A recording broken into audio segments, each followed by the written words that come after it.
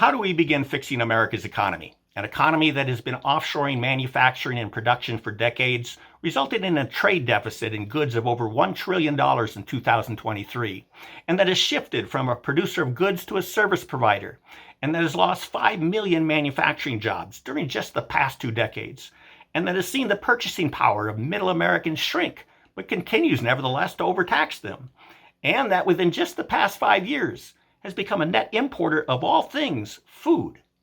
Now, to answer the question of how do we begin fixing America's economy, let's go back in history to a time when America's economy was a wealth-producing engine, and America an industrial and agricultural superpower. We have to go back in history when America realized that imported goods and food provided both a risk to and an opportunity for America's economy.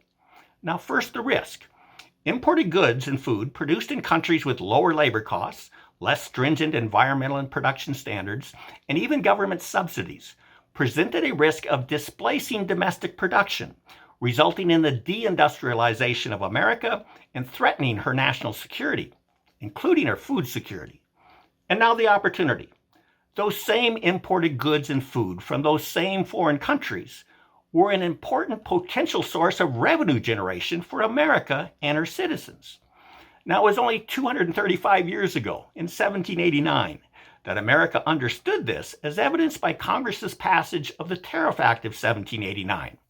It was passed so America could use import duties or tariffs to offset the inequity in the cost of production and manufacturing between America and the countries from which she imports.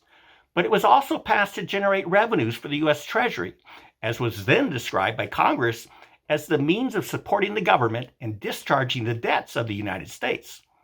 So now let's zero in on how tariffs can be used to additionally offset domestic taxes.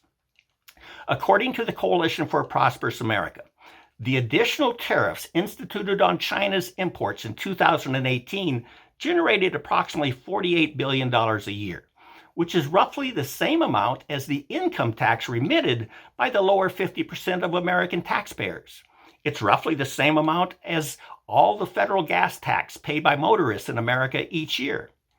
Now, these tariffs, first implemented 2 centuries ago, enabled America to prosper and become the greatest and strongest nation in the world.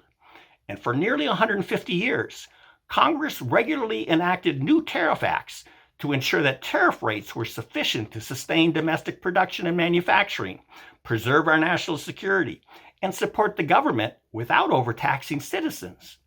But history is replete with examples of how Congress just can't leave well enough alone. And after the Tariff Act of 1930, Congress abandoned its constitutional authority on tariffs, delegating that authority to the president.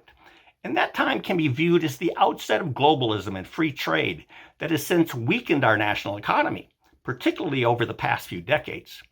Fortunately, after decades of pursuing false globalization and free trade profits, Congress is beginning to return to reality, and a new wave of tariff bills has now been introduced in Congress. And here are some examples of how bipartisan members of Congress are right now beginning to reinvigorate a tariff policy that can strengthen our domestic supply chains, reduce both our nation's trade and budget deficits, and potentially reduce the tax burdens on U.S. citizens. There's the Increasing American Ferrosilicon Production Act, introduced by Senators Sherrod Brown, Democrat from Ohio, and Tommy Tuberville, Republican from Alabama, to protect and support American production of ferrosilicon in Ohio and Alabama. There's the Indian Shrimp Tariff Act, introduced by Senator Bill Cassidy, Republican from Louisiana, to support and help rebuild our domestic shrimp industry that has been decimated by cheap imports that have now captured 90% of our domestic shrimp market. And there's the Sewage Garlic Import Tariff Act by Senators Rick Scott, Republican from Florida, that targets China and provides relief from garlic imports that have injured California and other domestic garlic growers.